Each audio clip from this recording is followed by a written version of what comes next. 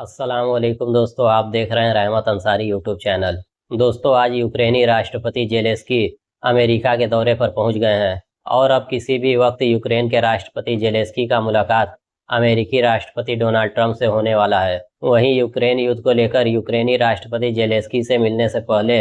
अमेरिकी राष्ट्रपति Donald Trump ने रूस के राष्ट्रपति पुतिन से मुलाकात किया था, जिसमें दोनों देशों के बीच 3 घंटे तक यूक्रेन युद्ध पर चर्चा होता रहा। दोनों देशों के इस मीटिंग को लेकर पूरी दुनिया उस वक्त तनाव में थी, लेकिन जब दोनों राष्ट्रपति पुतिन और ट्रंप मीटिंग खत्म होने के बाद बाहर आए तो उन्होंने एक शानदार प्रेस कॉन्फ्रेंस किया और उस प्रेस कॉन्फ्रेंस में अमेरिकी राष्ट्रपति डोनाल्ड ट्रंप और पुतिन काफी गर्मजोशी से एक दूसरे से मिलते हुए नजर आए। यही बात यूक्रेनी राष्ट्रपति जेलेस्की और यूरोपीय देशों को काफी खटक गया था, जिसके बाद यूरोपीय देश अमेरिकी राष्ट्रपति डोनाल्ड ट्रंप का काफी आलोचना करते हुए देखे गए। लेकिन वहीं रूस के साथ अमेरिकी राष्ट्रपति डोनाल्ड ट्रंप के मीटिंग के बाद अब यूक्रेनी राष्ट्रपति जेलेस्की अमेरिका पहुंच गए हैं। ट्रंप ने जेलेस्की के अमेरिका पहुंचने से पहले ही एक बड़ा ऐलान कर दिया था, जिसमें अमेरिकी राष्ट्रपति डोनाल्ड ट्रंप ने कहा है कि अगर यूक्रेनी राष्ट्रपति जेलेस्की रूस के साथ कोई भी समझौता चाहते हैं तो उसके लिए उन्हें क्रीमिया और नाटो में शामिल होने की अपनी इच्छा को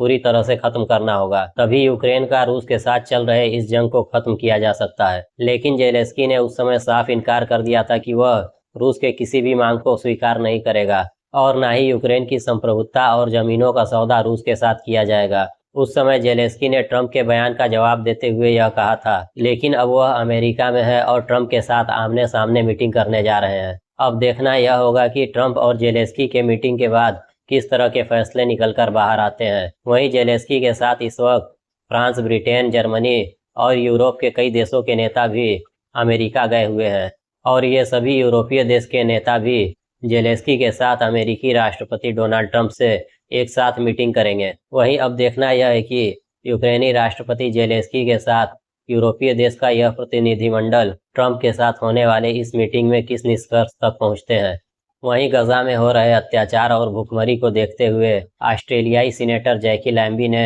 संयुक्त राष्ट्र से अपील किया है कि अब संयुक्त राष्ट्र संघ को अपनी शांति सेना को गजा में दाखिल कर देना चाहिए और गजा में जा रहे मानवीय सहायता को इन सैनिकों के देखरेख में गजा के लोगों तक पहुंचाया जाए, जिससे यह सुनिश्चित किया जा सके कि गजा में जो मानवीय सहायता भेजा जा रहा है वह गजा के पीड़ित लोगों तक बिना किसी दुश्वारी और परेशानी के सीधा उन तक पहुंच जाए। ऑस्ट्रेलियाई सीनेटर जैकी लैम्बी ने कहा है कि जिस तरह से इजराइल गजा में मानवीय सहायता को रोक रहा है, इससे निपटने के लिए संयुक्त राष्ट्र का शांति सेना का वहां पर होना बहुत जरूरी है, जिससे गजा में क्रिएट होने वाली इन स्थितियों से निपटा जा सके। वहीं ऑस्ट्रेलियाई सीनेटर जैकी लैम्बी ने कहा है कि वह गजा से आ रहे फोटो और वीडियोज को देखकर काफी डरे हुए हैं और काफी परेशान है। जैकी लैम्बी ने कहा है कि आज के समय में दुनिया के एक क्षेत्र में इस तरह के हालात हैं, इस पर उन्हें विश्वास नहीं हो रहा है और कहा कि इजराइल की इस क्रूरता को दुनिया कभी भूल नहीं पाएगा।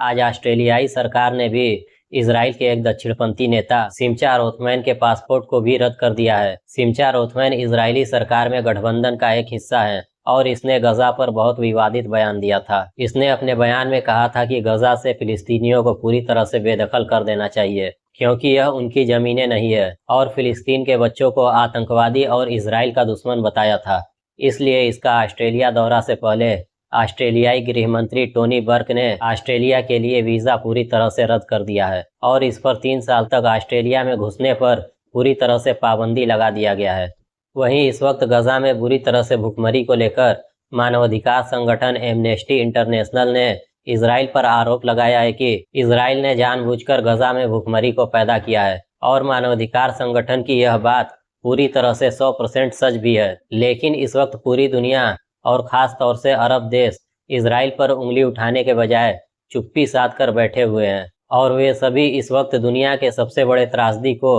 अपने सोफों पर बैठकर आराम से देख रहे हैं। इस मानवाधिकार संगठन ने बताया है कि जबकि संयुक्त राष्ट्र संघ और दुनिया की बड़ी बड़ी सहायता समूहों ने इसकी चेतावनी इजराइल को बहुत पहले से ही दे रहे थे, लेकिन इसके बावजूद इजराइल ने गजा में इस तरह के माहौल को जानबूझकर क्रिएट किया और गजा के लोगों को इस वक्त भुखमरी के दहाने पर पहुंचाकर इजराइल काफी खुश है और गजा के लोगों को भुखमरी से मारने के अपने प्लान में इजराइल पूरी तरह से कामयाब हो गया है। वहीं आज अमेरिका और दक्षिण कोरिया ने भी अपने वार्षिक सैन्य अभ्यास को शुरू कर दिया है। दोनों देशों के बीच यह अभ्यास दक्षिण कोरियाई सागर में किया जा रहा है। कोरियाई सागर में चल रहे अमेरिका और दक्षिण कोरिया के इस युद्धाभ्यास के बीच उत्तर कोरिया के राष्ट्रपति किम जोंग उन काफी भड़क गए हैं और उन्होंने अमेरिका और दक्षिण कोरिया को चेतावनी देते हुए कहा है कि अमेरिका हर बार की तरह फिर उत्तर कोरिया को भड़काने के लिए दक्षिण कोरिया के साथ कोरियाई सागर में उत्तेजित युद्धाभ्यास कर रहा है। उत्तर कोरियाई राष्ट्रपति किम जोंग ने कहा है कि